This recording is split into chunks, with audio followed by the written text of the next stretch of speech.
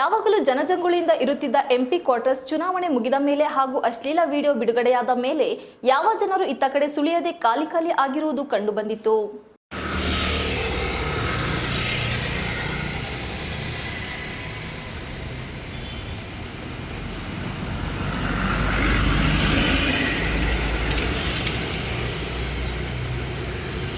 ನಗರದ ಆರ್ಸಿ ರಸ್ತೆ ಎಸ್ಪಿ ಕಚೇರಿ ಪಕ್ಕದಲ್ಲಿರುವ ಲೋಕಸಭಾ ಸದಸ್ಯರ ನಿವಾಸ ದಿನನಿತ್ಯ ಜನರಿಂದ ತುಂಬಿ ತುಳುಕುತ್ತಿತ್ತು. ಎಂಪಿ ಚುನಾವಣೆ ವೇಳೆ ಸಂಸದ ಪ್ರಜ್ವಲ್ ರೇವಣ್ಣ ಅವರ ಲೈಂಗಿಕ ದೌರ್ಜನ್ಯ ಮಾಡಲಾಗಿದೆ ಎನ್ನಲಾದ ವಿಡಿಯೋ ಸಾರ್ವಜನಿಕ ವಲಯದ ಮೊಬೈಲ್ನಲ್ಲಿ ಓಡಾಡಿತ್ತು. ಚುನಾವಣೆ ಮುಗಿದ ತಕ್ಷಣ ಸಂಸದ ಪ್ರಜ್ವಲ್ ರೇವಣ್ಣ ಅವರು ಭಾರತ ದೇಶದಿಂದ ಜರ್ಮನ್ ದೇಶಕ್ಕೆ ಪ್ರಯಾಣ ಬೆಳೆಸಿದ ಹಿನ್ನೆಲೆಯಲ್ಲಿ ಸಂಸದರ ನಿವಾಸ ಖಾಲಿ ಇರುವುದು ಕಂಡುಬಂದಿತ್ತು. ಜೊತೆಗೆ ಅಶ್ಲೀಲ ವಿಡಿಯೋದಲ್ಲಿ ಮಹಿಳೆಯರ ಮೇಲೆ ಲೈಂಗಿಕ ದೌರ್ಜನ್ಯದ ಆರೋಪದ ಹಿನ್ನೆಲೆಯಲ್ಲಿ ಯಾರು ನಿವಾಸದತ್ತ ಸುಳಿಯುತ್ತಿಲ್ಲ ಎನ್ನುವ ಮಾತುಗಳು ಕೇಳಿ ಬಂದಿತ್ತು.